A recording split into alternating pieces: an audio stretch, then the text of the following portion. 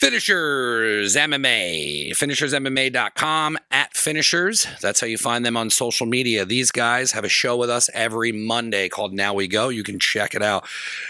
Zach, JM, Thor, Grace, there's too many to name that come out of that school, and they are killers in the game. They are the biggest MMA jiu-jitsu school in the area, and they are owning the East Coast. You can contact them at 610-438-0746. Ask for Andrew. They are at 3761 Nicholas Street in Easton, PA. They have 2 locations as of now, Bethlehem and Allentown. They are growing into 3, 4, 5, 6. I would say they are taking over, but they already have. Check them out on all of their social media. They are awesome to follow. And if you're looking to get in shape, you're looking to choke people, you're looking to do anything at all to better your life, finishersmma.com. AllValleyRooter.net. That's not how you pronounce it all the time. I just say it that way. All Valley Rooter, Jared LaBarba. He is my plumber. He's the show's plumber. I'm getting him plumbing business all over, and I love that he is getting what he wants. He has 24-hour emergency service. He is certified, insured, and professional. You can follow him at All Valley Rooter. He's on social media, and you can find his information at allvalleyrooter.net. Jared came down over the weekend and he fixed a problem down here. He's super professional. I love him as a person. I love his business. He grew it, and he's doing his own thing. It's allvalleyrooter.net. It's 24-hour professional plumbing services. He can help you out with everything you need. It's 610-762-1656. He's certified, insured, and professional. Do not be afraid to contact him for any of your plumbing needs. Support Jared. Jared supports us. Luke Delmeyer Handmade Custom Knives. I love Luke. It's lukedelmeyer.com. He's a farrier, a bladesmith, and a blacksmith. He has custom knives, and the best part about it is you can take classes to make them. So not only can you take a class to learn how to make knives, at the end of the class, you get that knife. We're working on a project together. He started recently getting into chef knives, so he's starting to make chef knives. He makes hunting knives. He can make any of your needs as far as blacksmithing. That's at Luke Delmeyer on Instagram. That is the best way to follow him. You can see all the stuff that he's posting. He shares, he does raffles, he gives giveaways. Check out all things Luke Delmeyer at lukedelmeyer.com. We've had him on the show before. You can dig down in the library, listen to how he got started and where he's at now. I'm excited to work with Luke. He's a really good friend of the show, and I'm excited to showcase his chef knife that he's making me. Check out all things Luke Delmeyer at lukedelmeyer.com. Farrier, bladesmith, blacksmith. Rips Auto Detail. This guy is the best, hands down, in the area. I've interviewed him. I know his story. He's doing things that others aren't, and I love that he fucks with the show. I love getting the best of the best and having them support and be a part of this. That's what the sponsorship is for. I'm giving you the best people in their profession, and Rips is the best at auto detail. It's at Rips Auto Detail for Instagram. You follow that. He's showing you the different cars he does, and it's at 630 North Nelson Street in Allentown, PA. He offers paint correction, ceramic, SPS coatings, and more. This is appointment only, and it's ripsautodetail@gmail.com. You can call him at 484-553-1366. I tell you, follow him. If you don't know, you want to know more about what he does, follow him on Instagram. Follow Rips Auto Detail, and you can see all the things that Rip does. He's a big part of the show. We have a separate show we do called Road Dogs, and you can check out his past interviews and hear his whole story. I couldn't recommend this guy more for your auto, car, boat, plane. This guy literally has done everything, and he is the best in the area doing this. Rips Auto Detail. Straight, I look like a groundhog.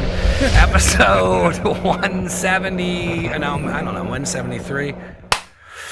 Welcome to Never Again Studio, man. How are you? Yes, excellent. Thank you for having me. Yeah, I saw your stuff through John from Axelrad. Mm-hmm. He's got a podcast, and I think he was interviewing you at the time, but he installed this light fabrication in his office, and then I was like, holy shit. This guy's making incredible stuff that's super unique. It's got a very specific vibe to it.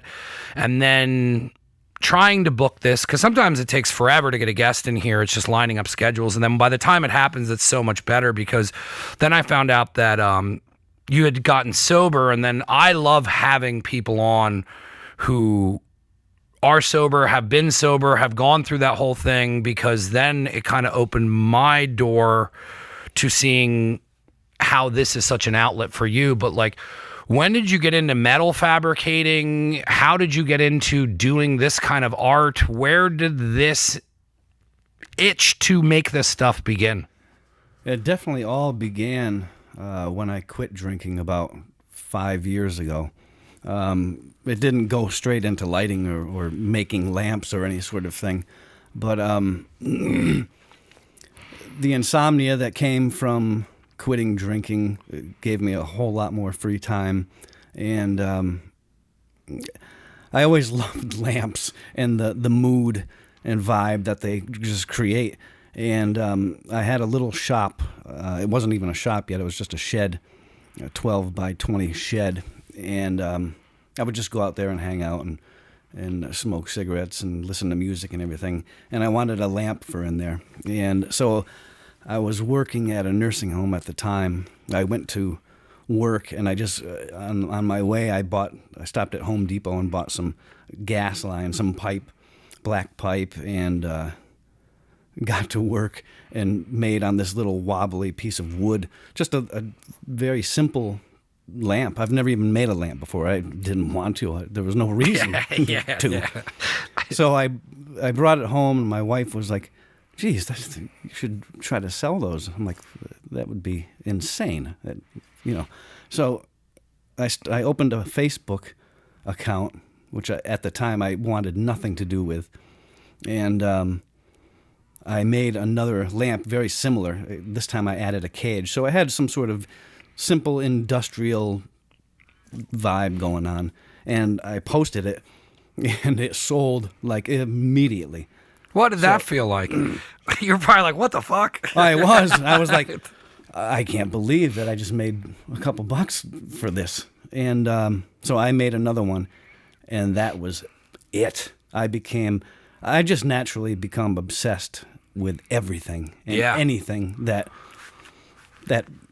fires me up, I guess. So I just started making lamps, and each one of them were just different from the next.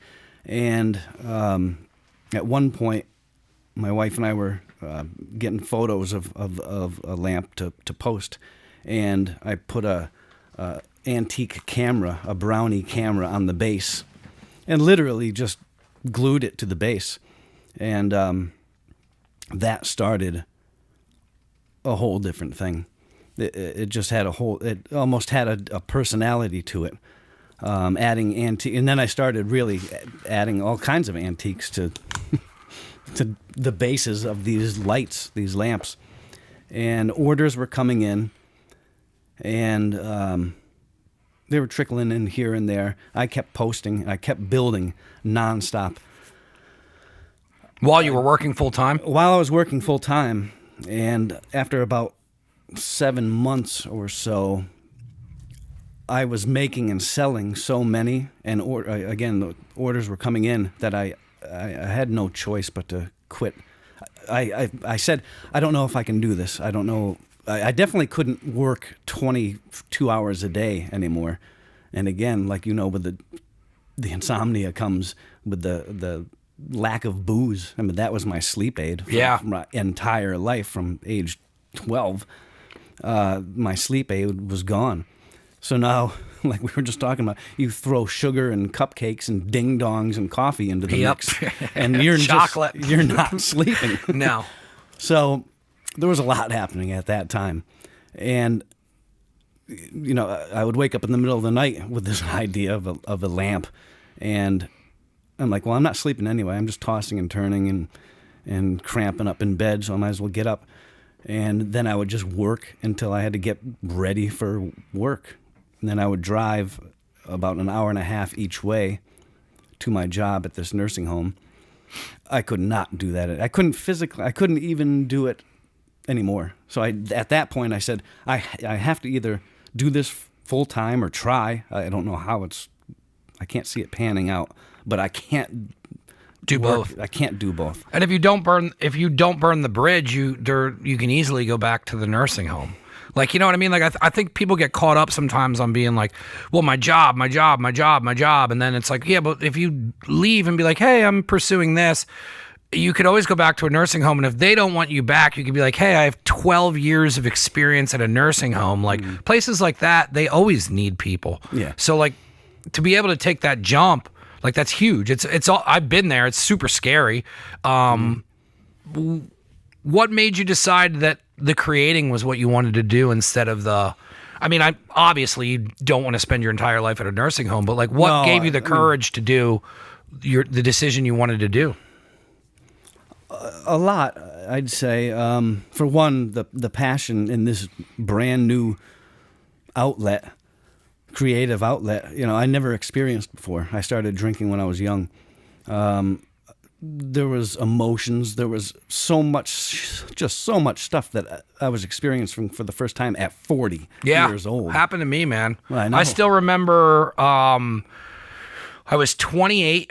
I'd quit drinking. I had several months in, and it was weird. And I don't really know how to explain it other than, like, it felt like I was going through puberty in 60 seconds. And I'll never forget it. Like, I remember, like, things just going, like, it's like, it was almost like I had a fast forward in from, because I started drinking at 13. And so it was like from 13 to 28. It was a fast forward into where I was supposed to be. It's a very bizarre thing to explain, and not a lot of people talk about it that I know that got sober. But it was I remember, and it was only a 2-minute upload.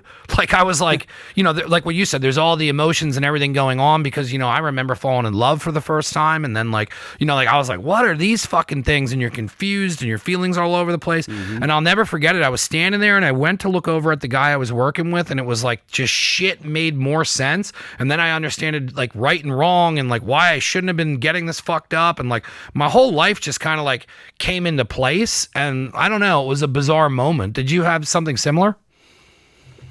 It was, well, for one, to quit drinking, I tried the rehabs and AA for when I was younger, and this time was way different. There was no, it wasn't my parents saying, hey, you gotta quit drinking or you're gonna die, or, it wasn't like that. Everything fell apart, completely lost everything that was important to me, which I always thought that booze was the most important thing. That's the thing that I chased after my entire life. And it got in the way of every single thing. Yeah. Created problems that never would have happened. Yeah. Or manifested in any way. So I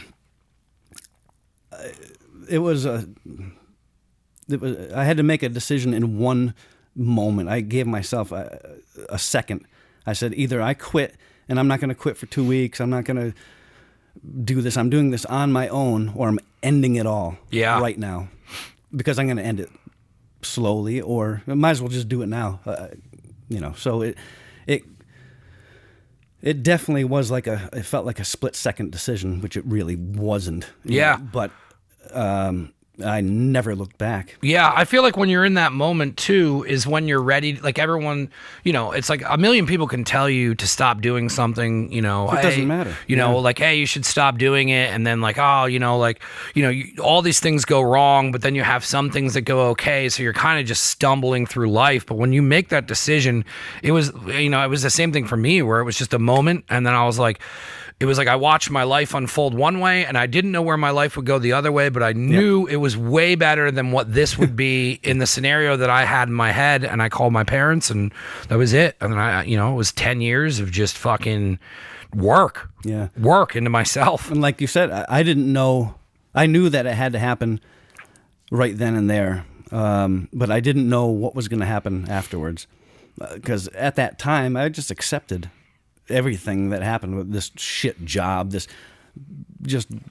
everything was the same. I just accepted this is life, I guess. Yeah. And I didn't see anything further. My brain, was just so saturated with booze, it doesn't work right. No. It's not like oh, well, you made that decision while you were drunk that night.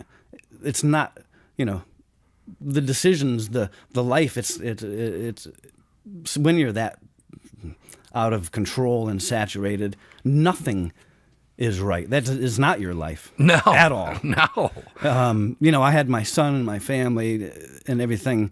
And I'm like, I put them first. But really, honestly, booze always came first before anything and everybody.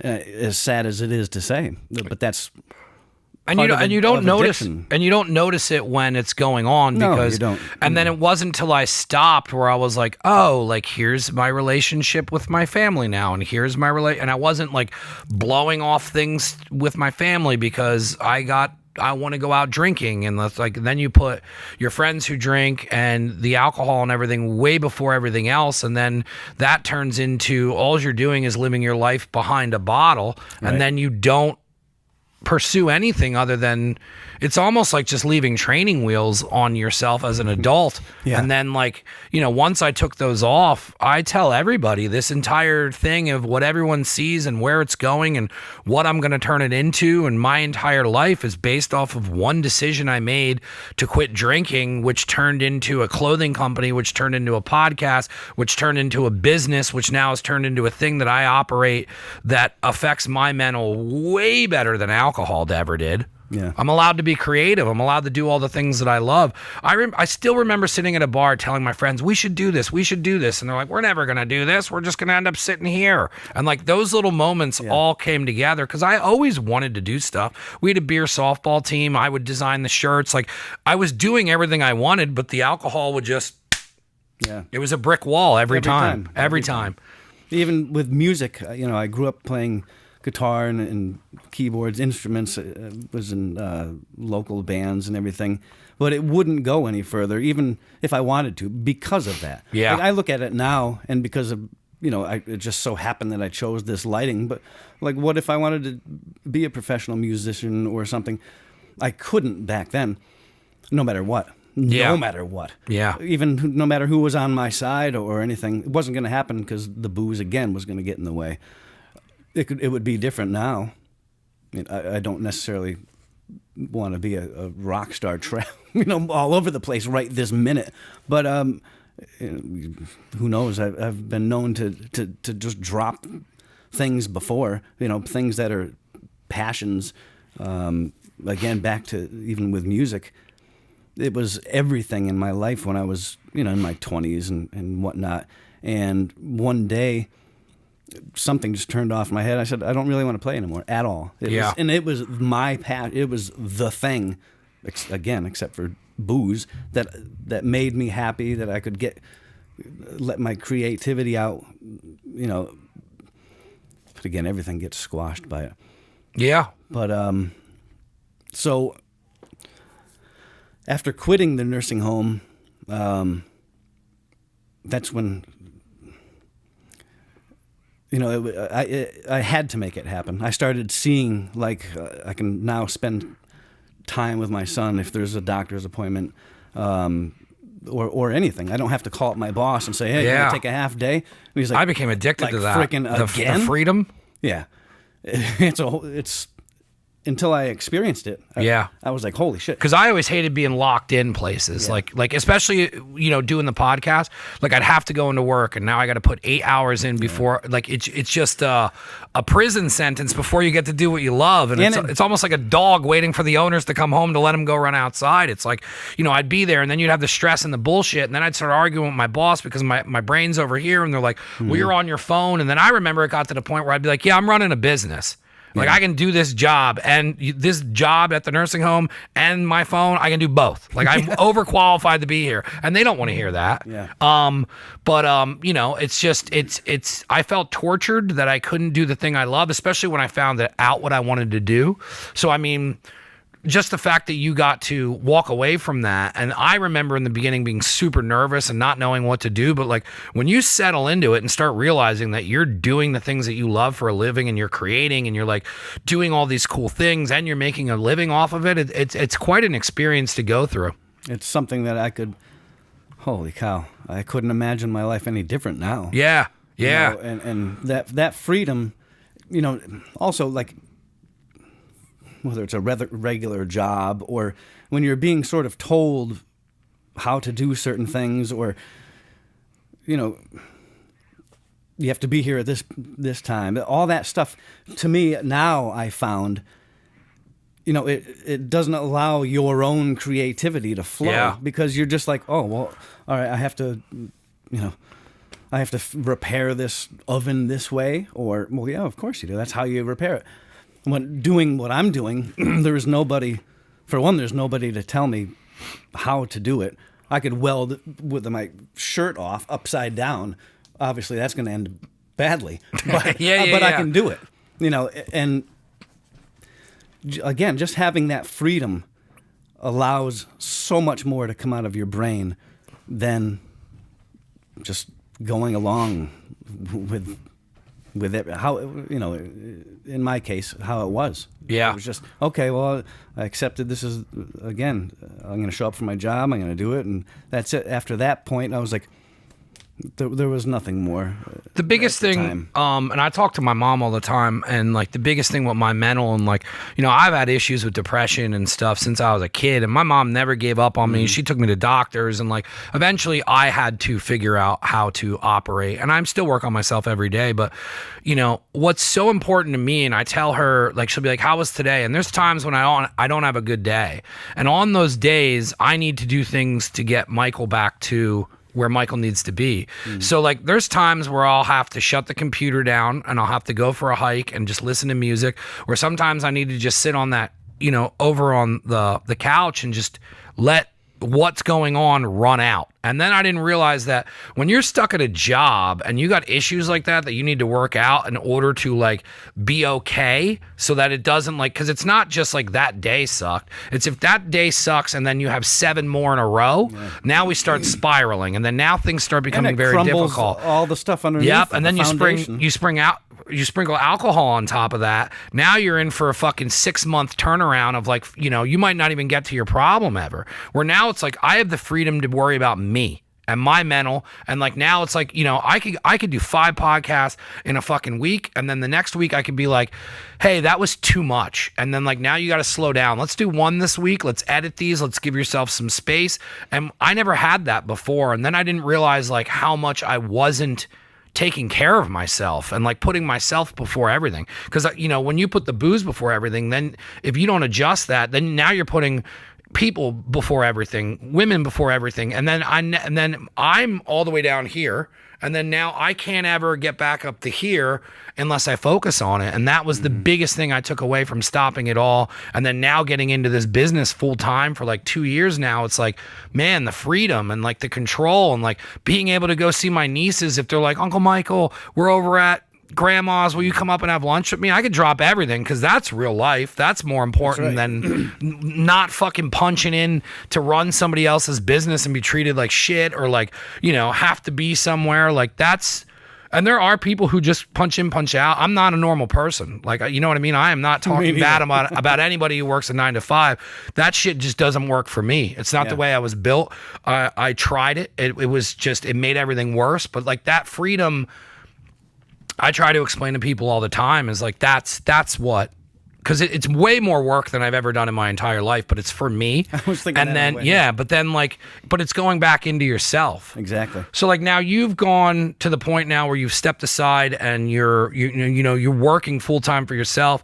What's that transition like? Because I'm sure now you're like, all right, we need a bigger boat. We got to make the shop. You got to start building yourself out, because now you have time to do that. Like you have time now to focus on how does this business run better? How do we run this smoother? How can we sell these things? When did it start, coming into forming an actual business for you to live off of?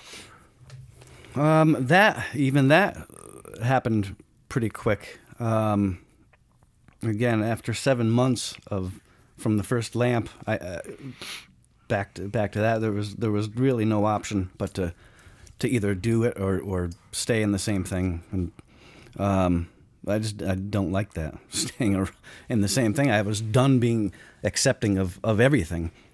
Again, because of the sobriety. And the drive to work is always the worst. hour and a half each way.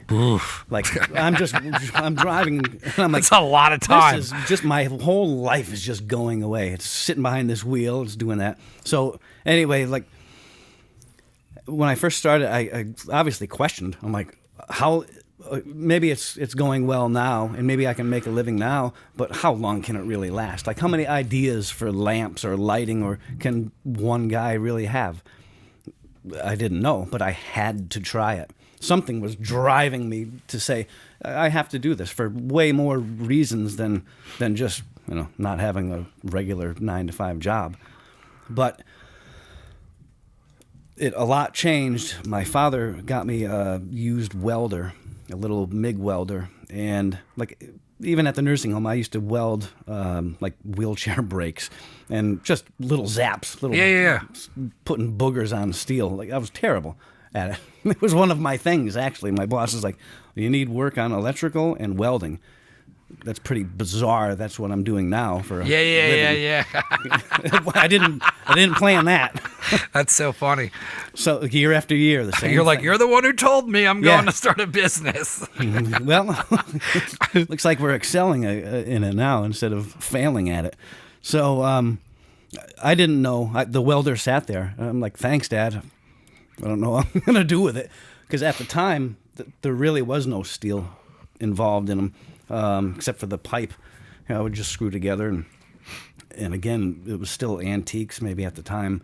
And I was just gluing them to the bases or trying to, starting with the camera or whatever it would have been, and just building a little lamp around it.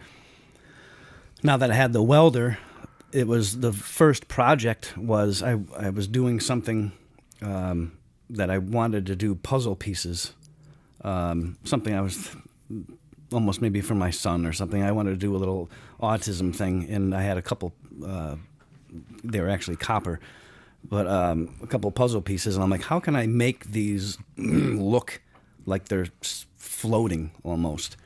And I couldn't come up with another way except for pulling out this welder and making a little almost bracket to weld these puzzle pieces on to give them just the appearance like they're floating in front of the bulb. And after that, that's when I was like, holy Christ, I can bend this steel. I can put these puzzle pieces way up here. I can put one down. I can do anything I want now, it seems. So the lamps were still pretty simple at that point. And then I started getting tubing, and instead of just the gas line, straight, simple, designs, now I could bend, and I was making my own bending little template things and all this, and now I could bend, and now I can get crazier designs, and now I could see so much more in my head of what I wanted to, I guess, accomplish or get across, whatever point I was trying to make. I was just trying to give these things as much personality, that I could. So, all of the bending and the swirling and all this stuff really started getting built into every single piece. The everything was getting bigger and just crazier, more detailed. My welding got much better. I still suck, but it's a lot. It's a lot further than when I started. But so much changed from the beginning. I look at some of the things that I've done in the past 4.5 years, and I don't know. For one, I don't know where they come from. Obviously, my head, but I don't know where they come from, and I don't know how, because I've never done this before. Whether it was working for my family's hotel business when I was younger, or doing maintenance at this building or that building. None of that. I never had that vision before. Trying to troubleshoot things like, at my jobs, they were troubleshooting, but you were trying to get to this, again, this common place I didn't know that you could expand and blow way out and do things totally different. I for whatever reason, I didn't think that it was possible. It never crossed my mind. So when I would stand back and look at these things that I was making, I wasn't really believing it. I'm like, where on earth is this coming from, and how, and physically, am I able to do this? Well, because it makes sense. Because I never did before. Never. It makes sense from you explaining that, though, because you're still going from a simple direction to the result, which is what you had to do before, but now you're taking a huge left turn and being like, yeah, but I can go this way, this way, this way, this way, this way, and then go up here, go down here, and then still comes back to a lamp. Because the idea is you're making a lamp or anything, and then you just taking it, instead of point A to point B, you're going from point A, B, C, D, and then coming back. But that's also how my brain works with creating, because I've always been the type to be like, well, why don't we do it this way? And then I used to, like, people would always make me feel like my ideas were wrong or different because they weren't what everyone else wanted to do to get to point A to B. But I always looked at it was like, well, we're still getting from point A to point B, but if we go this way, why don't we go this way and bring it back here? And so make after it you entertaining. and after you explain it, it's like you are still going from A to, from your start to your finish, but now with you being able to like open up the doors, it really begins to start becoming endless creativity, and then you can just really go any way you want. And I think when you finally break through to that and you start looking at creating something, it's like, well, I can take this anywhere I want as long as I get back to the general premise of what I wanted to create. It can go all the way over here and come back, and all the way over here. Like, I have extremes. Everybody's like, you do everything, like I see things so wrong. Like, even yesterday when we were making food, it's like the amount of food that I made for 4 people was enough for 20, but like I don't see the boundaries, and sometimes I just let that blow out, and then that's where all my creative comes from and how I push this business. And I see a lot of very similar things on how you do all this. And when we were talking in the beginning, you're like, our lives are like so weirdly parallel. It's fun interviewing you. How did you get into, and where does the industrial vibe come from? Was that an influence from the type of music you were listening to grow up? Because you have a very unique style, and I don't want to put a name to it because there isn't a name to what you're doing, because I feel like it's very different from seeing other people's work. But like, where does that industrial thing come from? When did you start getting into like being into that kind of thing? I don't know at all. It's so interesting. Quite an answer. Yes. I don't even know. Being younger, I'm trying to. Because I mean, like, to me, relate it screams to like something, 9 Inch Nails, Tool, like the Yeah. old Tool videos with like the clay and all that. Like, you have a very distinct vibe of like things, and I'm trying to grasp, because it's so many different things that are pulled from so many different places. But I was like, is it 9 Inch Nails? Is it Tool? Like, what was he into? Like, where does it come from? There's so many things, and again, even like the amount of lamps, and it's not even just lamps, the amount of fixtures and just lighting and sculptures that I've made. Normally none of them are the same unless I get a custom order of, hey, I just saw you post that. I love it. I want the same exact thing. Yeah, because you go I from, do a lot of that. You go from very like, it's my favorite thing about you, because you paint so broad. We're like, it's like, you did that spider, and like that was so different from the other stuff you're doing, and I was like, that's so awesome that now he's pushing himself to like, it's like you're almost like you're not even allowing yourself to be bored because you're just creating so many different things. And then the one with the fish, and then like the skeleton fish thing, and then like I was like, dude, like they all have such a very unique vibe to them, but they're all so different. And then it's a very unique thing to follow along with. There's, I used to name them all too, and which I think helped give personality, which I wanted, I wanted to try to get my personality out, which I think my personality sometimes, again, I can't explain certain things, whether it could go from industrial to whimsical, again, with all the flowers. I'll get to the whole flower thing too. But even like that fish, that huge angler fish, a guy came to me. He said, "Hey, if you ever make an anglerfish, I would buy one. I'd love to have one." I'm like, well, and once again, doubting myself, my awesome self-confidence. I'm like, it's not going to happen, but whatever, I'll put you on a list. I said, I can't imagine making one of these things. So I don't know if I started bending some steel one night, and I made like the fin part of it. And I was like, geez, that kind of looks like a fin. I didn't, I wasn't committing. I didn't tell the guy that I was making it. And this was this was a while back. He wasn't expecting anything even. So I started making the thing, then I make the body. Then I'm like, Jesus, this is really looking like something. The big jaw with the, huge underbite and the teeth. So I just started going and building, and it was all rod, 3/16 rod.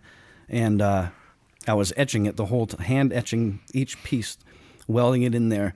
And this thing was really building. And and he contacted me totally out of the blue, and I was probably about 75% done, if whatever. And he's like, "Hey, did you ever get time to think about that anglerfish?" I'm like, "Are you psychic, for one?" I'm like, holy cow. I said, I'm almost done with this thing. I said, I don't even know if you want to buy it. I said, I wanted to see if I could do it before, and then be able to come up with a price for it, because I didn't know, for one, anything about it, if I could do it, how much time I would have to spend on it or anything. So he goes, send me some pictures, and he goes, it's mine. That's it. I'm like, awesome. So I finished it up and posted it, and it was like, holy cow, a lot of people saw that thing. Yeah. And then orders, I want one. It was like, holy shit. I wouldn't expect it, So a buddy of mine's like, I want one. And he had a piece of this crazy piece of bubinga wood, African bubinga wood. And he's like, come down and we'll cut a little section off and of this like $3,000 piece of wood and use it. I want, an anglerfish.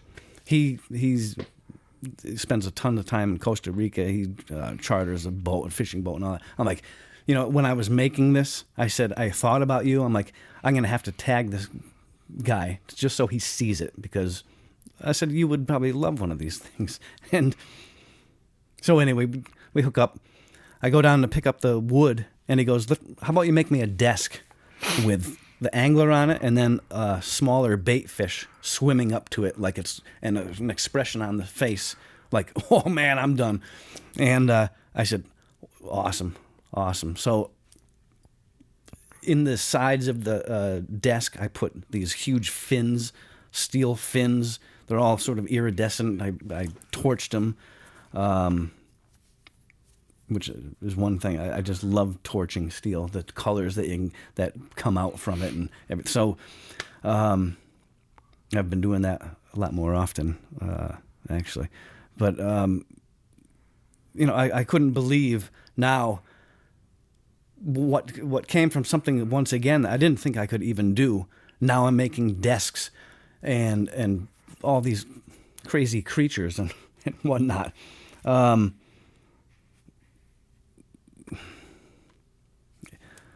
hard to explain. I don't know where, again, I just don't know where the vast variety or different things come from. And I still don't know where they're going to go. That's for sure. When you were explaining that, the depth of that outlet, is so fitting because it's a fish, but it's almost like an endless ocean of like creativity now that you've created for yourself, to where you can just literally dive in and you have enough skill sets in these things to kind of create them. But I mean, that's so nuts that, well, what's funny is because when you were saying the self-doubt, I'm like that with everything. And like, I was talking to somebody yesterday, and I just went through this with making a sandwich, and I was so nervous on how it would taste because I want it to be a specific way. And with food, it's such a creative outlet, and you can dive in how you're talking with, just creating it any way you want. And then when I had the final project done last night, like I had so many emotions running through me because it was like the doubt, there was all these thoughts that I pay attention to that I think most people just kind of it just goes in and out one ear.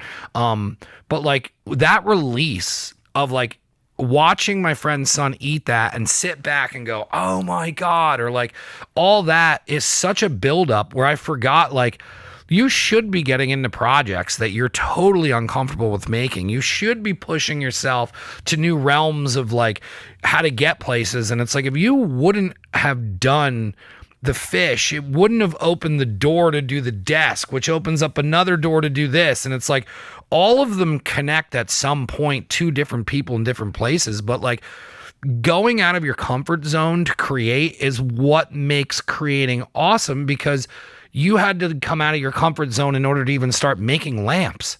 And it's like, if you don't stay back on that what started it, it really, you need to keep evolving and pushing and doing different things. And it's cool to, because I know the pieces you're talking about, but then to hear how they came to life and you being afraid to do it and thinking that they're not going to look cool, and then you post it and then like fucking, you got 50 people being like, I want all that stuff, and then and then you start looking at it, you're like, holy shit, like this is a business now. How do you figure out pricing on any of this stuff? Because it's got to be hard to figure that out, because it's like, like the more you get into the business, you start realizing what your time is worth, and then you can build on that. But like from the get-go, how do you even charge for this stuff? I still don't know. That is the worst part of all of this. Yeah. I talk to other artists too. It's the same thing for them. It's putting a price on it. Now, coming from where because it's priceless to you, correct? You know what I mean? Like I think everything's garbage. Yeah. No. I just it's gotten better over the years, but with horrible self-esteem, just how my life was for my first 40 years. You can't have high self-esteem when you're soaking yourself. I mean, that's obviously one of the reasons why you're drinking yourself to death. Yeah, is because your self-esteem. I still sucks. struggle with it. Yeah, I struggle with it all the time, but I try. I make it a point. I'm very self-aware of. I've always been kind of as much, but a lot more now in the past 5 years. But so I try to take away my shitty self-esteem and lack of confidence and everything. I could almost go back on that, because the confidence after some of the things that I've built, and some of the things that I've built that I did not know that I could do, or even be proud enough to post, or proud enough to try to sell. I didn't know, back to, again, I didn't know any of this was possible for me to do. That's, I get a little bit of confidence in that.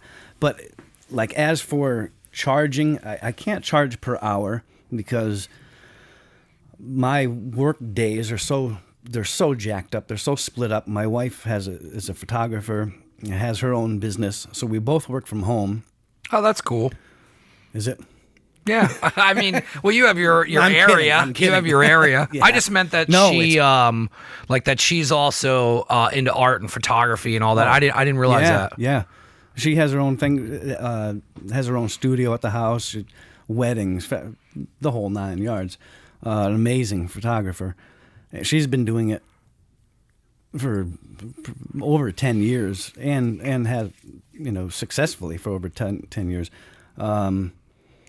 So we both work from home, and like I was telling you, our son has autism, and when he's not in school, especially, the days are so broken up, whether I'm walking into the house just to give him a kiss, and then that turns into 20 minutes. So, a big thing is my wife's appointments. So we don't have anybody to watch him, really, just us. Yeah. So,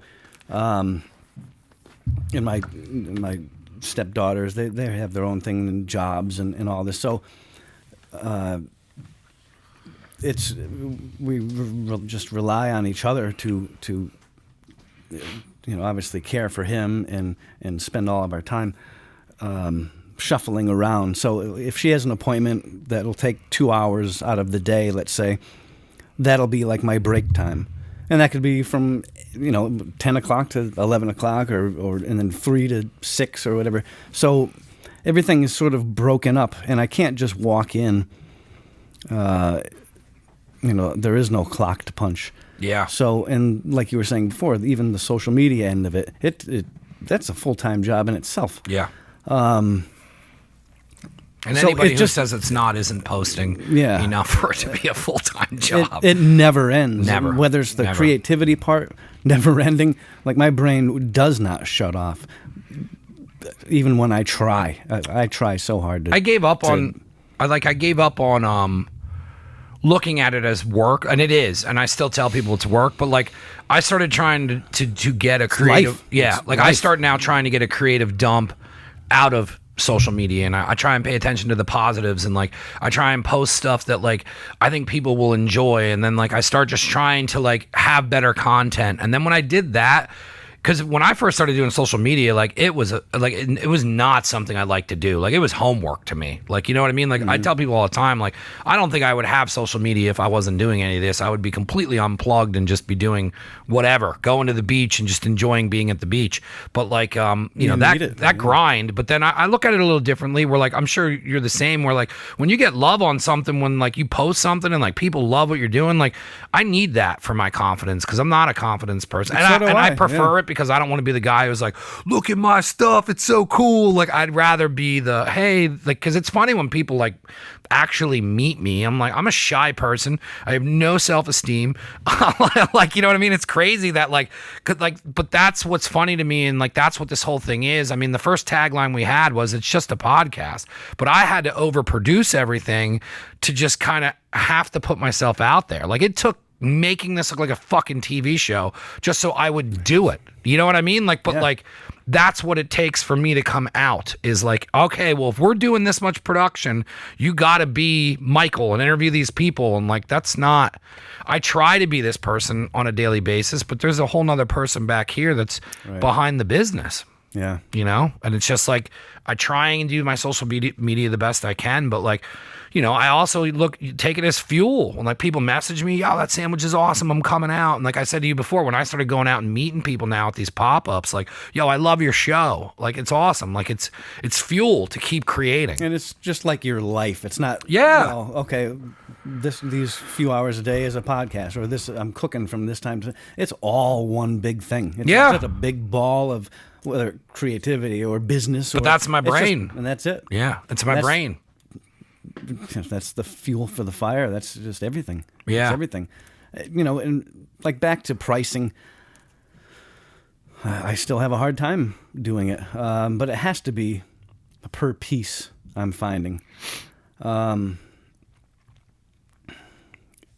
not like a buddy of mine the other day said, nobody else is doing what you do. Like you pretty much, you can set the bar. I mean,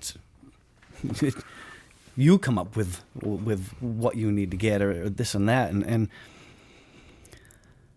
I mean, I understand that time is money, and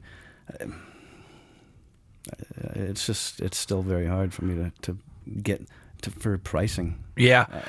Do you feel that it's hard for pricing because you appreciate creating and all this, and it's given you such a path to control your mental, and it's given you such a path to be a healthy person, and it's given you such a path to have time with your family, that like that's in itself, you've gotten so much from just that, then it's hard to put a price on it because, all right, well, I've already won. And like I just need this to get by. So then, it's a lot different than somebody who's just, charging an astronomical amount for a piece, and like, they're running it differently. We're like, I feel like we're on kind of the same page where it's like this is like something that needs to be done. If you weren't making money off of this, and let's just say you had money, you would be doing this regardless because you need to create in order to stay on your path. And like, when we were talking in the beginning, it's like, you count your days in the beginning. beginning. And when you have something like this to distract you in such a positive manner, and then you get such positive things out of it, it's very difficult to put a price on that, because it's priceless to you because you got your life back. Yeah. And I said, it was funny because I said to my wife the other day and we were talking about pricing, and I said, to me, like, it's not, again, I don't know where it comes from, but it's not, there's some challenging jobs, I guess you would say, when people request some weird stuff to be put together. How do you tie all that into one piece? That takes some time and everything, but it's not that, it's very easy. All of this stuff is so natural that it's easy. Not saying, you know what I mean? It's just so natural, I guess. The thought pattern. The thought pattern lays out to make it unique. The thought pattern, and the physical work. Like, I don't know, again, how my hands are controlling this welder or bending these things, or seeing, well, this is how this has to be bent to have a nice continuous flow to match up over here. It comes so naturally that I'm like, well, I would feel bad charging too much for that. I don't know. And in the beginning, like my wife said, would you rather just be busy making a million little pieces and like making money that way, or like do like 4 huge things, And I'm like, I need to be busy. Yeah. I need to, like I said when I started, I did nothing but build. It was just every day, all day. Yeah. And whether I was making $1 billion on one piece or $50, I would still have to be. Yeah. I would still have to be going. That's what I nonstop. did. It's what I did with the t-shirts when I first created them. We did the first t-shirt, and then and I always love talking to people who got sober, because there's such a weird part in my life that people appreciate, or they don't get, or like they relate to, but like unless you've been in that space, you don't know what it's like to be tortured. It would be torture is that the beginning months. And if you do not keep your hands busy, you are set up for complete failure. And I remember when I figured out how to make the first shirt with Riz Art, I was just getting designs made. I mean, I was talking to the one girl down here. I have probably over 500-600 designs that I've done since I was 28, if not breaking into 1,000. Like it just was this thing where make another shirt, and then I would put them out. I would sell a couple, and then sometimes we'd break even, sometimes we'd lose, sometimes the shirt wouldn't sell anything. Some of these shirts are here from when I lived in Virginia when I was 29. Like, and then it's just this repetitive thing that, like, if you ride that out long enough and you kind of like have the opportunity, you can definitely form that into a way of living instead of just fucking drinking a bottle every day. And it's like, I didn't stop creating at all. I still haven't. And like, I don't realize it till, because I've been doing it for so long, and I'm sure it's similar to you where you're into the 5th year where this is just your life. But like, I had a friend who'd be like, dude, you're not going to stop. Like, he's like, you are always going to do this. I told the one guy who came down here, I could be getting no views on YouTube. I would change this to try and get the views or like build the show, but I'm never going to stop building. I mean, everything I told you about the new studio space and all that, like that's all new. That's all new, like a cooking show. Like, who would do more on top of what I'm doing? But it's this obsessive, you know what I mean? Like I'm completely obsessed with creating, and it's such an outlet for me. It's given me my life back. And, like I said, when we talked in the beginning of the show, like our journeys are very similar. And I always love talking to people who have been down the path of that, because I don't think a lot of people really open the door into that. You need to keep doing it. And when you said that, I just pictured you, okay, you must have so much stuff from when you started till now. I mean, have you moved most of it? Is there things that you can't sell, or is there things that you created that are like super important to you? Like, what was the early stages of making this stuff? I mean, do you have just like boxes of like little things laying around? Thankfully, and I've been extremely fortunate that I've sold every single thing that That's I've made. Crazy.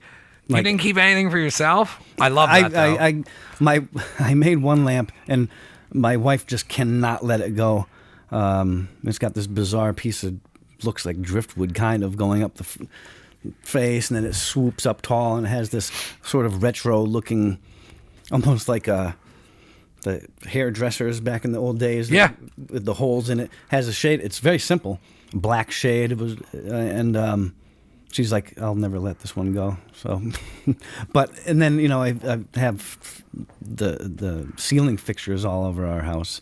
Everything's been pretty much replaced. And the new studio, stuff. the new studio looks like it's pretty much, you know, you built it out for, you know, your design. Yeah. And then when I was doing that, I was like, I wish I had some lamps to light this place up. So I had. It'd be funny if you just got stuff from Target. I thought about it. I thought it would be awesome. Just everything's IKEA. And post it. Yeah. Like, this is my new Walmart lamp. Yeah, super like serial killer, like what is it? What the hell? Fight Club, where he's got everything from IKEA. That'd be so funny that you create all this shit and then your workspace is just plastic garbage. Yeah. I couldn't let that happen, but it was. I don't know. You know, I think about that often. Like, I can't believe that I don't have closets full of lamps sitting around or anything. I can't believe that everything has sold. Like, it still blows my mind. There might be like 2 pieces left. There's a art gallery down in Pittston, and I did all of their in-house lighting, which was a huge. I was so honored to do it.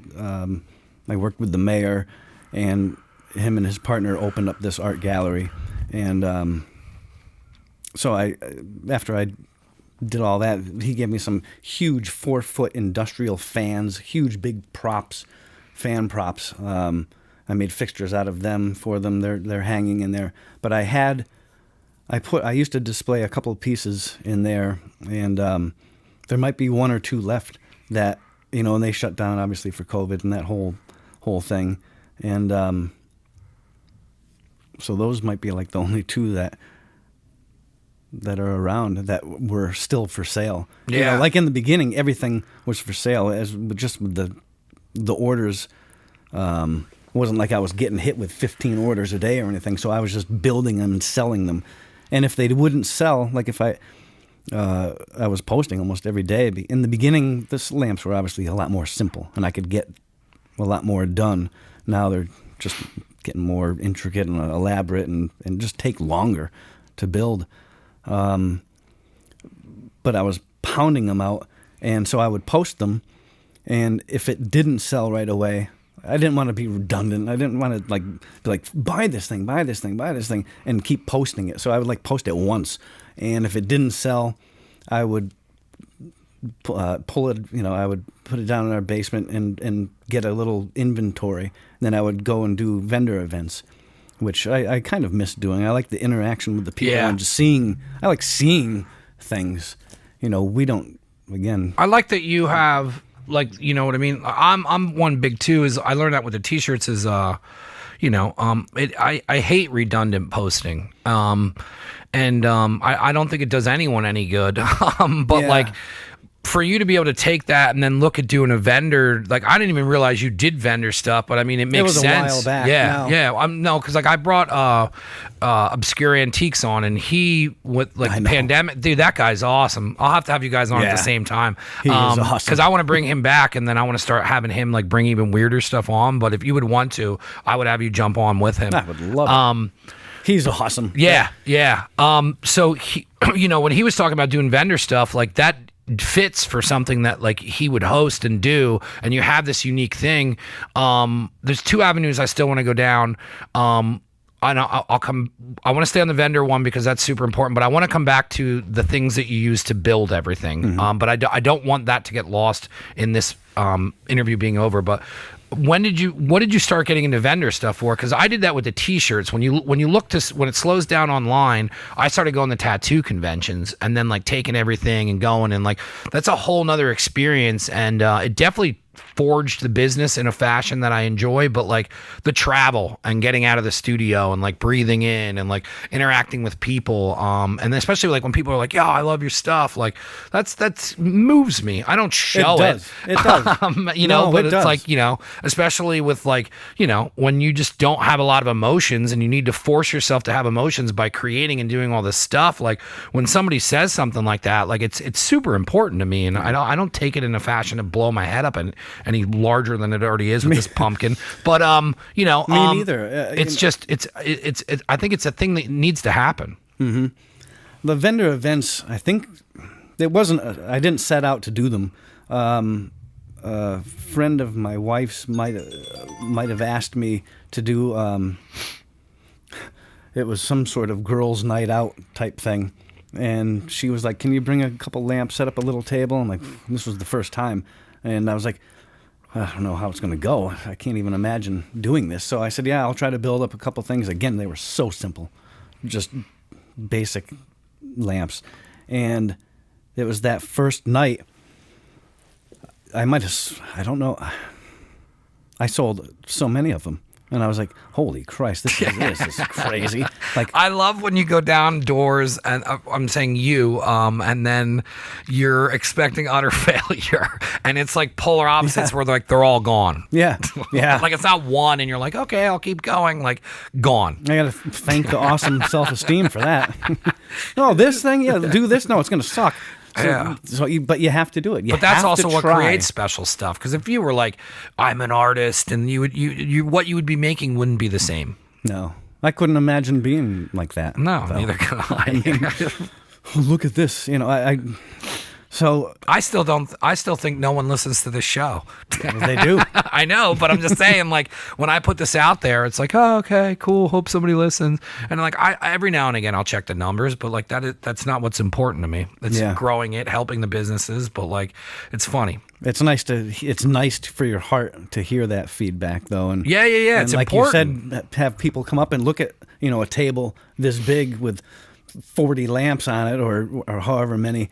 There were some shows that I was doing that were 2-day weekend things, and I brought like 40 lamps or something the first time I did this one event, an annual event, and I think I sold like 18 within the 2 days, which I could not believe. That was amazing.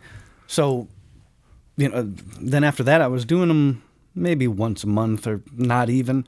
Again, it was not that it was so much physical work. It was hard to be away from my son for that long.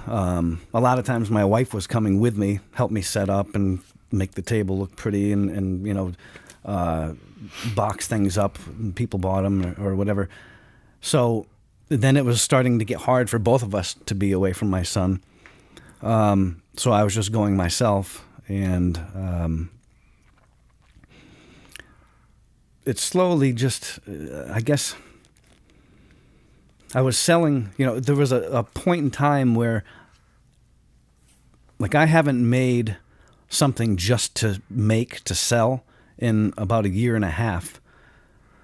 Like, where it was in the beginning, it was like, okay, I see this idea in my head, so I'm going to go build it and then hopefully sell it.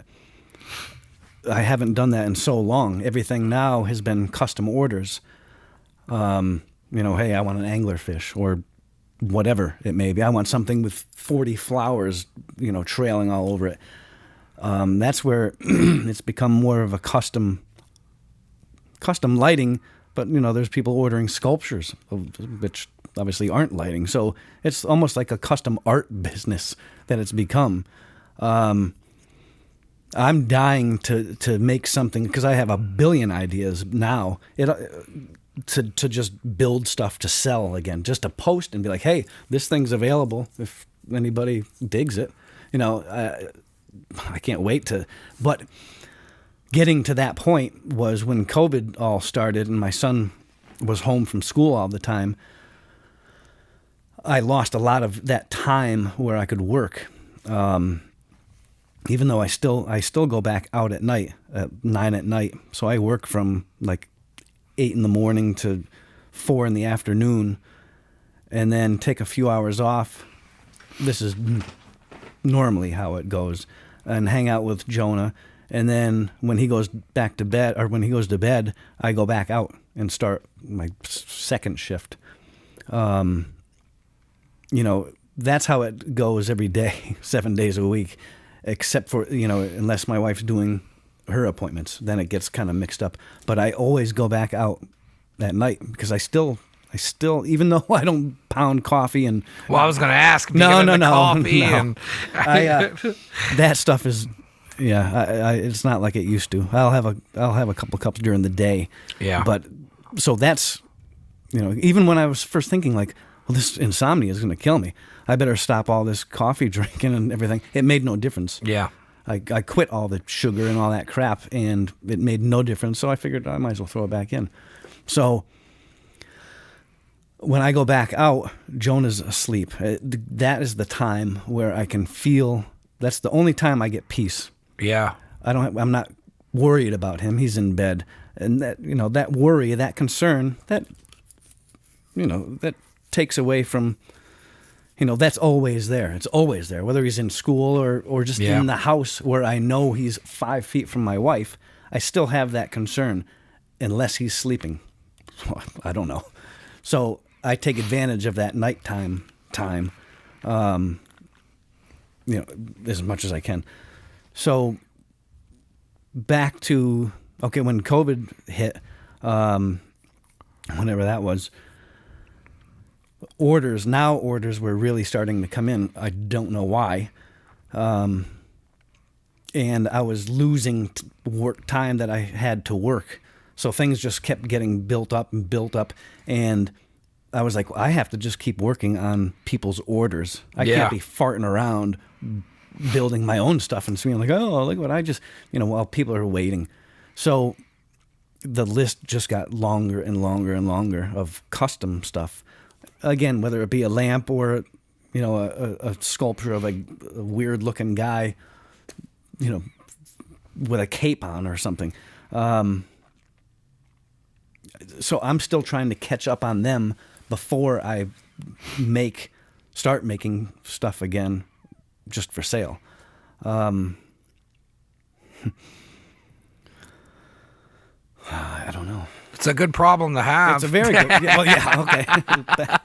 It's a very good problem to have. It's interesting. I'm a night owl myself, and it's sometimes you don't realize why you do things, and I tell people all the time, like, I'm up late because that's my time. No one's calling me. All my friends are in bed, and then I don't care if it's just sitting over there watching a movie, or it's just like I said before, sometimes I'll sit down here and create, and I haven't been able to do that in a while. I don't get to do my clothing anymore because it's now I have to keep up with podcasts and put podcasts out, and podcasts is bringing the money in to pay the bills. So you got to do more podcasts. And it's I don't get time to create, but when I find small windows, sometimes I'll just walk around down here and get on that dry erase board and be like, all right, I don't even remember the last time I got to create something. And then when I did create something, it was the last working class shirt. And I put a big project around it, and it'll be done probably realistically in October, which I'm happy with because of it's my first piece that's going to be 100% original content. But the beginning stages of creating is what I'm in love with. You know what I mean? When you're by yourself and you're making it in your head, and there isn't deadlines and money and problems and projects, and it's just the creating of the art itself is that's my favorite part. And sometimes that gets lost in work and busyness. And as much as I love doing all of this, it is important to make time to go back to what started it all. Yeah. I can totally relate. The nighttime is my time too. It's definitely when you need that free thinking. I guess that everything flows much. My smoother. phone's not going off. I've had 5 calls. It's just all day. Do. Yeah. And it's things I need to take care of. But at nighttime, that all stops. And then I'm just like, cool. Yeah. Why wouldn't I stay up?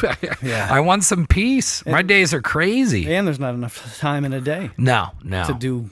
No, my week's over already. Like it's, you know what I mean? But it's a good problem to have. I remember when I didn't know what I was doing. And then you have too much time, and then you're thinking too much, and that's where you start, building and building and building. Where do you get the material? What made you choose the material? Because you were like the piece you brought me is awesome. I can't wait to post it. You didn't have to bring anything. I wasn't expecting anything, but the piece that you brought is something that I'm going to cherish in this studio, and it's going to be a time marker. Like I told you, the one that Russell Bill did was the start, and this is going to be the start of the new studio. And, awesome. I like to have pieces like that one day, I could show my nieces or or when someone walks through the studio and, I don't talk about this stuff that much with people anymore because I'm so busy. But when somebody comes down into the studio, it's such a cool reaction to see what they have, and then you walk them through the story. So like this piece will definitely be a part of the history of everything that I'm doing with my life with this. But like when you were saying that like the bottom of it's from like a Harley Davidson, like you have very unique things that you're working with. Where did you even come up with the idea to use these pieces? How did you even think about fabricating with them? It definitely like the ideas alone are you, and your friend was right that like I don't know anyone else doing this type of stuff, but then the material you pick is also what makes it extremely unique to what you're doing. Where did that all start? I really don't know, Michael. I couldn't. I wish I had some better answers for you. It comes back to the welder, because before everything was a wood base. Yeah. And I had friends giving me wood. I always wanted. We live across from a old burned out barn. Actually, my in-laws live. Whatever. There's a burned out barn close by, and I met the guy who owns it, and he's like, "Yeah, you can take some wood out of here, some scrap wood." It was all crap, and so I started with that, and it was all barn wood, and I would take the coolest, most interesting looking pieces, and not even cut them straight or anything. I would just build it off. I would, like, if a piece was, longer over on this side, I would build around that piece, or even with bulbs. I would see a bulb, whether it be a big globe bulb or that big long 11-inch bulb like on yours, and say, use that as almost the focal point, and then build the lamp around the bulb, literally, instead of having just the bulb be there for light. Same thing with the bases. Again, when I used to use just antiques, a lot of people, after I was established, people would just come up and drop off boxes of cool, crazy old stuff. And, some stuff I had got rid of, and some things. I love that people like fuel it. You know what I mean? Like it's like shoveling coal onto a fire, and they're like, "Yo, here's like some really cool stuff. Like you should do stuff with it." People do that often. And that's awesome. So I appreciate it so much. Like I was telling you before, I wish that I lived around junkyards, because I just love gears and all those steel springs and this and that. There's some junkyards around here, man. Yeah? Yeah. I'm going to have to come back down. Yeah. You and I can hit them up. That just brings so much inspiration to me. Again, whether it's a gear, say, okay, well, that could be a base, or I can flip it up on its end and build around that. I could definitely get us into junkyards. In another place. I'm so excited. Yeah. Because like you drove up here. It's a field you day. brought that It's a field like trip. you know what I mean? Like I told you, like, I do this with the guests that do come far, because I feel like, and this is just how I am as a person, but like I will repay the favor of that. And like I know you, like, they don't expect it, but like it means a lot for you driving up here and bringing me something. But like as soon as you started selling that, like can text 3 people right now that scrap yards and whatnot. Like, but that's awesome content. Like, that's what we talked about earlier. Like, me and you could go do that, and like even just dicking around with our phones, like that's a day, and it's work. It's a day. Yeah, It's work. It is. But like that's what's awesome is like that's work to you. It's work to me. We can get some awesome pieces out of it. We'll talk more after the show. I'm sorry for interrupting. Yeah, no problem. And like, you know, the flowers, which you know, are a huge part of the thing now. I was making these little steel flat flowers. They weren't anything elaborate, or they were just pretty simple, but they were getting the point across that whatever I was trying to convey. And then a customer said, "Hey, I'd like to have a raccoon skull." Yes. Built up. You got to have such cool customers, though. Well, yeah. There's some doozies. I've worked with, again, so many different things, whether it's wagon wheels, human skulls, animals, horns. I just did not long ago a big floor lamp with oryx antelope horns. They're like 4 feet long. And the lady had the horns and wanted flowers growing up all around it, and you know, again, it was one of those things. Again, I'm like, I don't know how am I going to deal? How am I going to work? I don't even. I love the challenge, though. Everything's a challenge. Yeah, and I love taking it on. Yeah, you know, because I don't know how far or how these things are going to turn out. It's always surprising. So he said, I want a skull, and then I want black roses going up around it. So first I'm like, well, I'll get some silk roses because I can't make a rose. So it was one more, you know, one of these times, and it's happened many times, where I'm forced to, for whatever the reason, well, in this particular reason, was I picked up some black silk roses, and I had the skull, and I started building the lamp, and I put these silk roses next to everything that I was building, the steel, everything, and it was like, this is not going to work. This just took something that was pretty cool and turned it into a piece of shit. Yeah. So I'm like, where am I going to get black roses, steel roses? And I'm like, oh, I have enough steel. I'm like, I'll try to make a rose. And now I don't even know how many I've made. They came out just right. And it was one of those things. I'm like, where obviously, how am I going to make this happen? But another part of that challenge was, how am I going to weld all of these rose petals together? So I had to come up with a way, which again is cool, not having a boss saying, well, this is how you do it. Yeah. Because I have to find my own way to do it. Yeah. I don't know any other way but to find my own way now. So I was like, well, I can't weld each petal together, so I'm just going to I'm going to make it almost like a pinwheel, and then somehow weld them together. So it all came together so right. So, again, just with a little creativity and time to figure that out. And, now what took me so long to make in the beginning, now I can whip through them fairly quick. Everything, again, is handcrafted. Like all the flowers, they're all hand cut. I don't have a CNC machine, which I'd love to get one of these years. But so everything I cut is all cut by shears, steel, That's nuts. tin snips. Like these lightning bolts on yours, I got.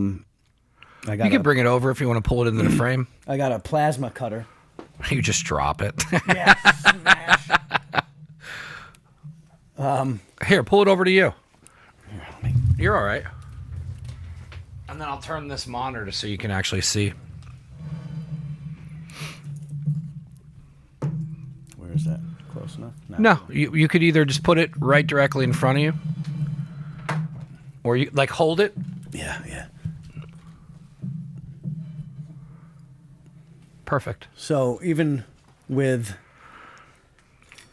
these, now this is too thick of steel to cut by hand, or to cut with tin snips. So I got a little plasma cutter and taught myself how to everything takes time.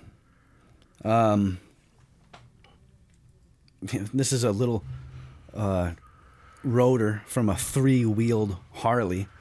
And then I like when you started- were explaining that, you're like, yeah, it's from. I'm like, what? Where did you find that? Where did you get the idea to use that? Yeah, this is on a dimmer. These balls I started using all the time, Thank you. I know that's heavy. and it's a rotor. Yeah, but I want people to see And, it. You know what I mean? I start the whole ball thing. I had my wife was throwing out a shower curtain rod, or not a rod, shower curtain hooks, and they had balls on them. And I'm like, I wonder if I can weld. They were steel, they were metal, so I cut them off of the hook, and I used them. I can't remember exactly how I used them, but I was like, wow, I like using these. That Yeah. it's a nice end to. If I was even if it was a simple little steel rod, it just there's more to it with a welded ball on the end of it. So then I started buying these steel balls, and obviously all different sizes and whatnot, and just using them, and I would put them next to the flowers. I used them all over the place. But so yes, everything is pretty much handcrafted. Unless I get a score, like at the junkyards or that I don't go to, or this Harley thing. Sometimes I'll come across some things that will work perfectly, and it might just be a one-time deal where whether it's a gear or rotor or I like whatever. that though. I like that. It's so interesting to interview you because it's just crazy to see that the stuff just comes out, and like you picture it, and then you see things, and then you're almost like, like looking over a room and being like, oh, I can use that for a base, or like, everything. You've opened the door to the fact that anything you see can be used in your pieces, and then that opens it up to that anything can come through your creative path. So I mean, it makes sense why you can't really answer the question as to like how you come up with these, because everything that you look at is art. So then you would be able to you're probably, I'm guessing, is you are just creating in your brain constantly all day long, and everything you look at can be a sculpture. Everything you can look at can be a lamp, and then that comes from the point of you taking anything and turning it into that. And what a freedom to have, where you look at a shower rod and you're like, oh, you know what I could do is take that ball and do this. And it's very similar to cooking, and it's very similar to some things I've dabbled in. But what you do is it's 100% you.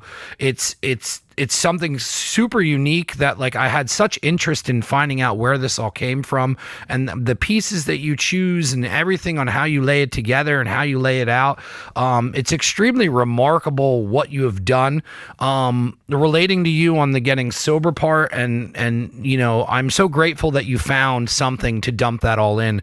I know a lot of people that don't find something like that, and they get caught up a lot and they trip on their journey. And not saying that yours was easy, but like when you find a passion and something you love, you really have a compass on how to get through life, how to get through problems, how to get through struggles. And when you dump that into your art, I believe that's what starts making things unique. And there's a reason why this is like no one else's, because you're dumping your life into your art, and it's really amazing what you do, man. Well, thank you so much. It was even back to the sobriety part, where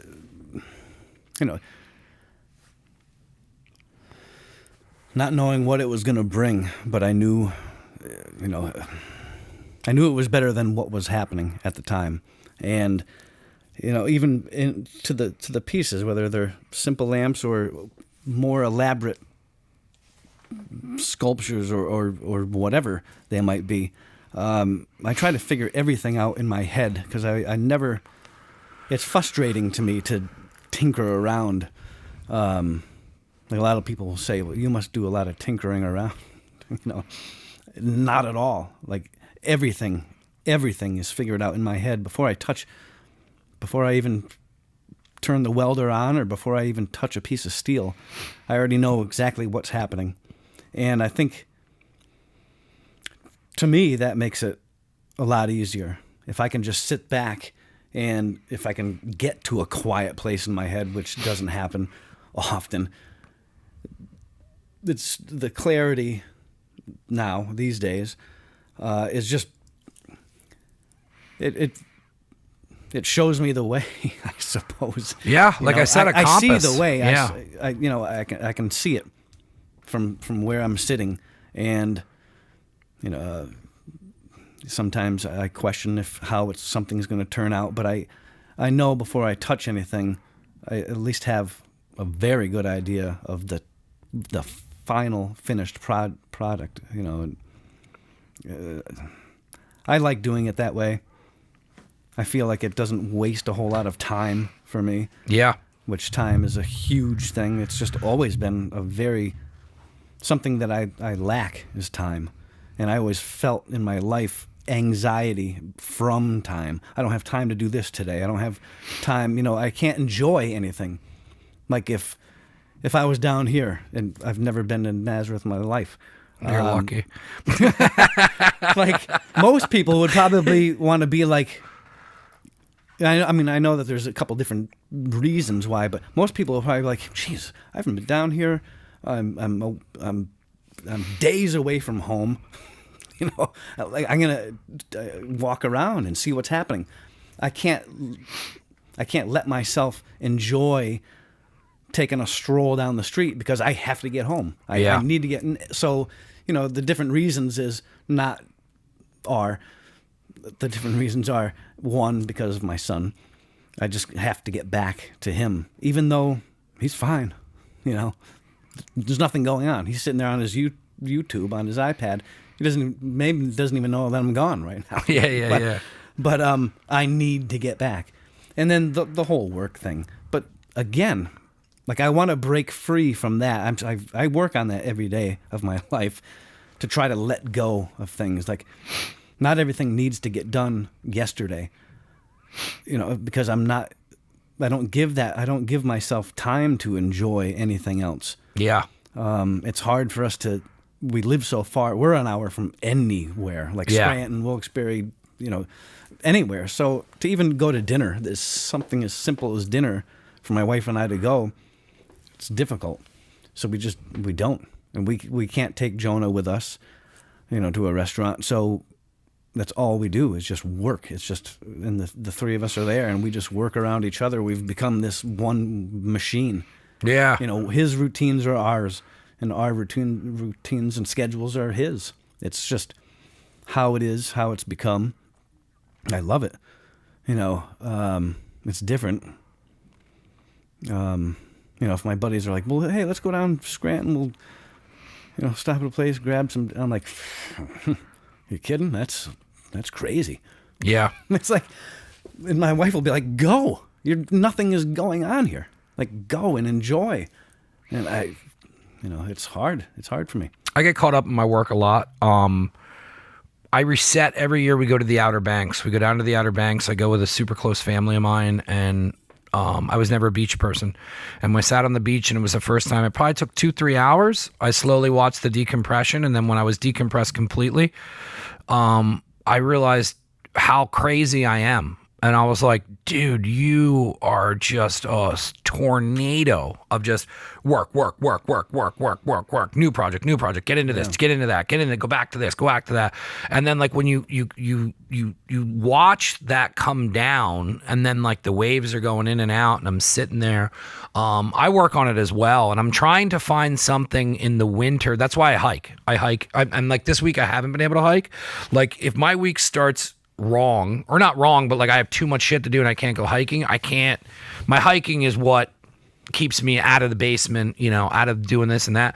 But I try and do the same thing where you try and break these patterns, because it is unhealthy, even though it's not alcohol or anything, to be into something that much that it consumes you. And this consumes me constantly. It ruins relationships with my girlfriends. But like I try and find something. I'm trying my hardest to find something in the winter, because like when I decompress, that'll last 5-6 months. I'll be like level-headed, and then it's slowly the monster comes back up, and then it's like, raw, we're going. And I'm trying to find something in the wintertime where I'm like, okay, can you like get away for 3 days in the mountains and like just unplug from your phone and decompress in the winter, and then like try and balance this decompression where I can actually get the timing down, where I can be like, cool, I can do this in the summer, this will leave me out. Because it's the same thing with you, where it's like there's some times where I don't go anywhere because I think I have to be here, and then all I'm doing here is driving myself crazy. And then I'm like, dude, get out. Like when I drove to Connecticut last week to help a friend, like that was such an eye-opener. I'm like, dude, there's no anchor.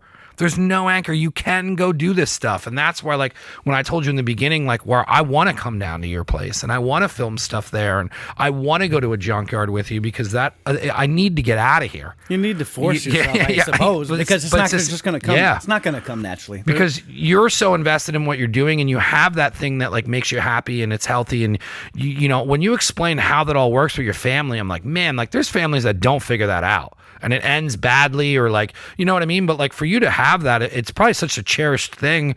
Why would you want to walk away from it? But it's also like you need to leave. Fine line. Yeah. Or you're just consumed.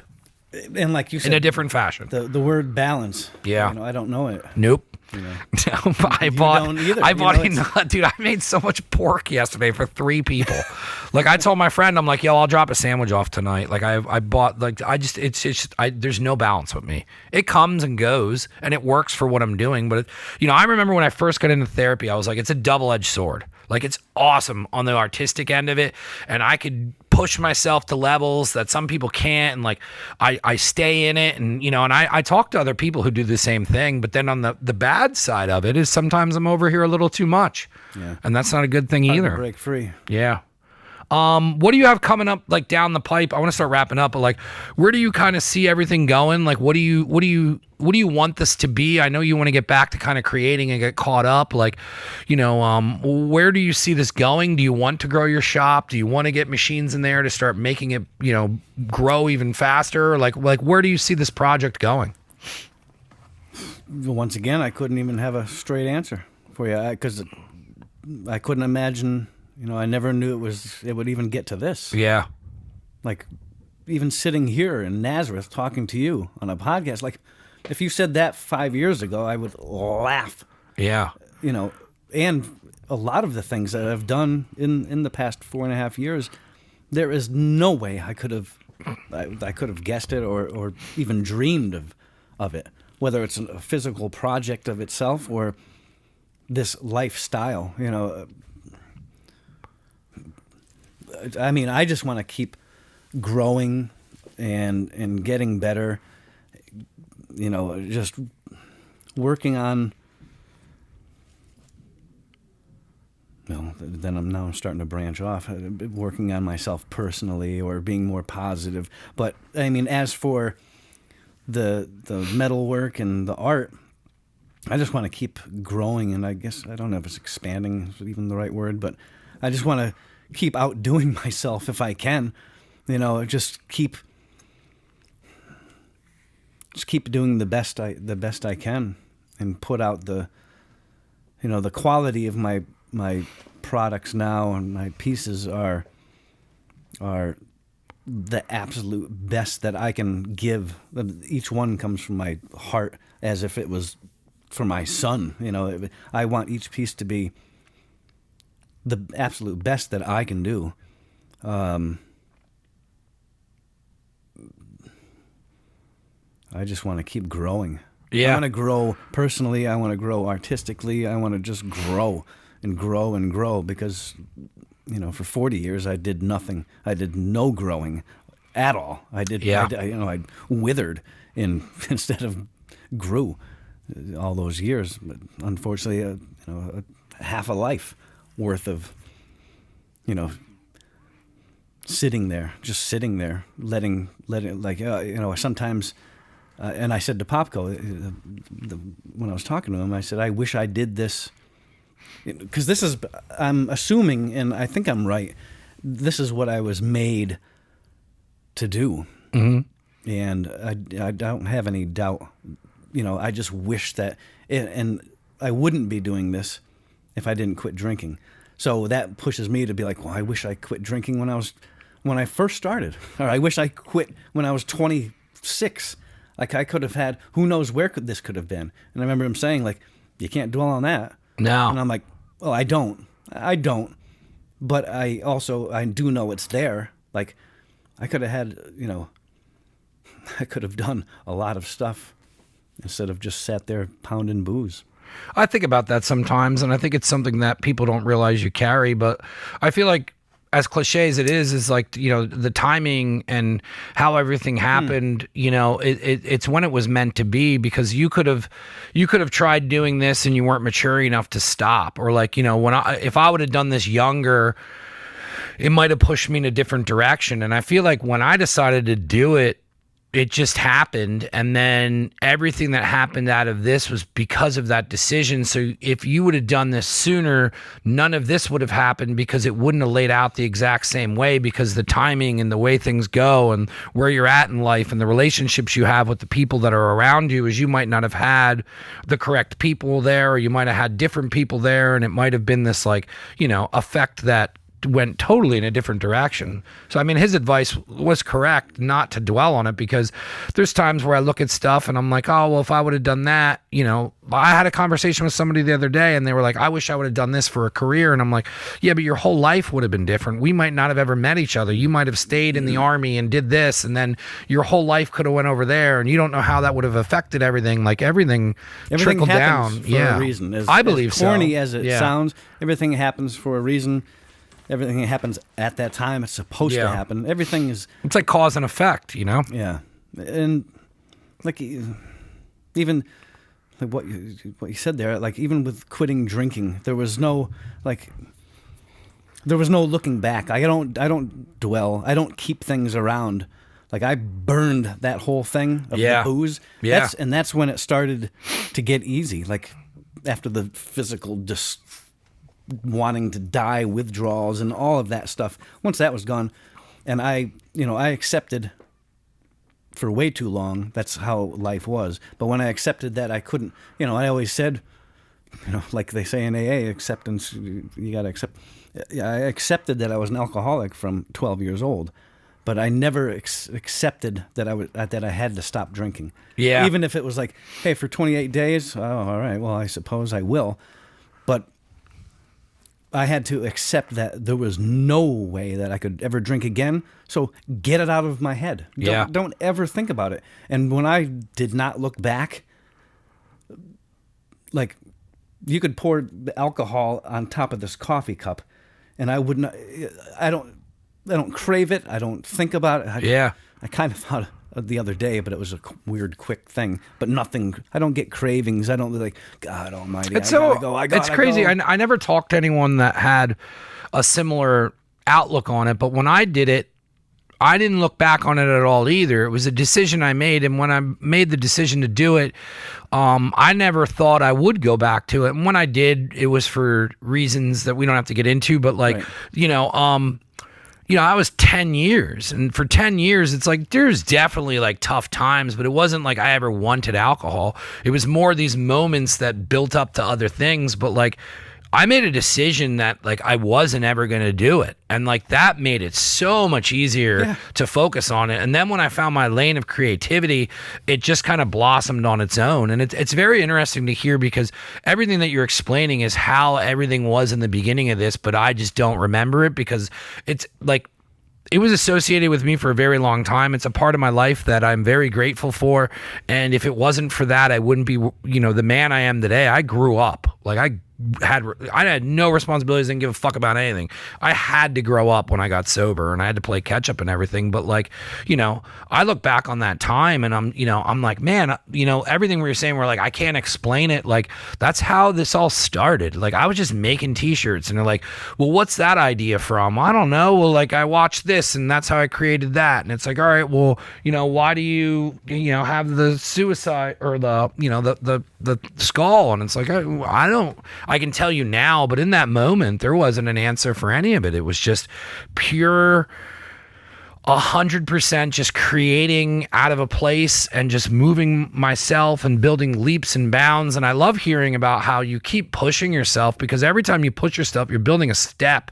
And every time you're taking a step, you're moving forward and you're growing your art and you're changing everything, and it's developing you as a person. And I think it's also difficult for people to realize that you are working on yourself, your art, your family, your son, everything. And like, that's the craziest thing when you get into this, is you're not moving one thing, you're moving 10, and you're working on all of them at the same exact time. And that is not fucking easy to do at all. And I don't think anyone realizes when people are going through these things and all this stuff, and you're dealing with all this shit. Like, it's really remarkable that you're even doing any of this stuff while doing all that, because usually it takes that much energy for one person just to get their shit together to go to a meeting. Yeah. That's very nice to hear, for one. But I do remember, like, when I first got sober and was dealing with all these emotions that, were like childish. They were like childlike things, and I'm like, and I'm trying to cope with this without my coping. Yeah. Without the booze, I was trying to cope with learning to cope with how to cope with life, like everybody deals with. Everybody has a shitty day. It's just, how did you and I deal with it? Wham! Yeah. When that's gone, you're like, I don't even know what to do. Like, I don't know how to deal with this problem, and so not only the seeing the creativity side, the everything was happening all at once, right in the beginning, and trying to deal with just relationships, everything was so new. Yeah, I guess is what I'm trying to say. Everything was so new, so I was learning how to be a real person and not just a drunk. Yeah, and so that alone, and then should I leave my job? How can I run a business? I don't know anything about business. How can I do this? How can I do this? All of this stuff all at once. And I don't know how, again, that acceptance and saying, I know that I will never drink again, because I knew it. When I said either I'm killing myself or stopping, so obviously the other option isn't an option. So, I have to stop, and that was it. A lot came after that one decision. You got your life back. Which, since we both started drinking so young, you never had your life. No. You didn't know what it was. You were just like missed a lot of development, like a skills. Sheep. You're just walking through life and being like, all right, well, I guess this is how this goes. And it doesn't have to be that. Whether this, whatever example I'm even talking about, it doesn't have to be that. You can control anything and everything you want if you try hard enough and have enough passion and work hard enough. You can, seriously, as corny as it is, again, you can do anything you want in life. I've seen it now. Yeah. I've seen it. And I think a lot of people leave out with that, where they try and tell people you can do everything you want, but you also leave out that it's going to be a shit ton of work. You can't stop. You have to fail a million times. They leave a lot of that stuff out, which is why people usually give up on things that they want to go after. And it's like, dude, there is so much work. There's so much bullshit. There's so much everything. But the payoff to me was worth it times 10. Everything that I went through from that time till now, it has been worth every moment. Every moment has shaped me in a different direction. Every moment has molded me. Every loss, there's been a gain. If you look at things with perspectives on growth and like how to build and change, and like, I'm just super thankful for you know, being able to even do this and like meet people like you and relate on a level to where hoping somebody listening is just going to be like, man, like I either need to get my shit together or, you know, there's a lot of people that go through this shit and nobody ever talks about it and they're stuck with their thoughts and their feelings. And sometimes if those people can't create, like you're in for a fucked up day. Every day. And then it's like, and then if you don't find your path, then you go back to doing dumb shit. But you know, it's awesome to meet people who do find their path, and I want it to be motivating. And you know, I wanted to bring you on not only to showcase the art and things that you do, but you know, to kind of showcase that, like, you know, here's two people who did a similar thing, and both of our lives are drastically changed to the fact that like we have the privilege of getting to do what we love to do for a living. And like, to me, that is worth every ounce of quitting and living above a bar and dating a heroin addict. And like, my life was fucking crazy the first year, totally insane. And there were so many breaking points that like I could have easily have turned around and been like, fuck it, I'm just going to do that. And I'd either be dead, I'd either be on a bar stool sitting next to people and other, you know, just who are also stuck. And like, I'm just so grateful that I was able to find something. And this show is really about like who the person is. And like, I wanted to showcase that with you because you do such a remarkable thing, and hearing your story and hearing all these things that you go through on a daily basis is not fucking easy. And you pull off some of the most creative art I've ever seen in a really long time. Thank you. We're not going to stop talking if I don't wrap this up. We talked for an hour before we got here, and you know, 100% to repeat everything. You know, what you do is fantastic. I love your story. I can't wait to do more with you. I definitely want to come down to your shop. I'll make the trip. I will definitely look into the scrapyard stuff. I do have connections with that, so I would be more than honored to help you build even more crazy art and everything. If anybody wants to know how to get a hold of you, his Instagram is 100% worth following. If anybody wants to get a hold of you for getting any of your art or how to purchase your art, or like, do you have a website, just kind of direct everybody on where they can go to find more out about you. Facebook, I have two accounts. My personal Scott Nichols account is the one I always keep up to date. And then I have a business page, which is a joke. 7, 8, 10 fixtures. And you know how that goes. They just... I stopped and just push it on my personal. Because I would push it on that and you'd get one like, and they're like, you should pay money. And then I was like, all right, I'm just going to... This is all going through Michael Fauerbach. Yeah. If you give us... And I get way more traction doing that. Yeah. And then Instagram is under Scott Nichols 7810, I believe. But I'm always trying to, you know, I'm always updating things and posting everything I build, posting things about my beautiful son, and you know, all is good. Everything is so good. It's great. As for a website, you know, years ago I was going to, and just was one of those things I never got to it. Facebook was and Instagram are doing so well for me, getting my stuff seen and everything, that it's just one of those things I never got to it. Yeah.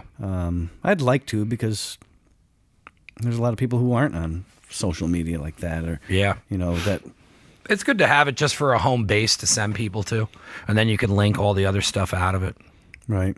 If you need help with it, let me know, man. I'll definitely help you out. Awesome. Thank you. I want to thank John Popko. That's where I saw you from in the beginning. I believe he's started his new podcast, the Popko Experience. Popko Project, I'm sorry. Yeah. I work with him through Axelrad. He hates me probably because of my terrible emails. I promise I will get better, but shout out to him. Check out his show. Yes. I'll have that tag down in there. He's got a lot of cool guests coming on, and that was where I think I saw him post the art, and then I believe he did the interview with you. So shout out to him, because because this wouldn't have been possible. If you're a first-time listener, first-time somebody watching this on YouTube, subscribe to the YouTube. You can go over to neveragainstudio.com. That's going to have everything on there. I have my apparel on there. You want to be a sponsor to the show, you need any information at all, neveragainstudio.com is the hub. You can go anywhere from there. Also, nazoammo.com. If you're looking for ammunition, we have teamed up with Keystone Munitions, and we have 9mm and a bunch of other stuff on there. If you have any questions with either of those things, please just contact me directly. My Instagram is the best way to get a hold of me if you want to come on here to be a guest, or you have people that you suggest should be there, just hit me up on Instagram. Thank you again. Please check this man's social media out. He makes incredible art.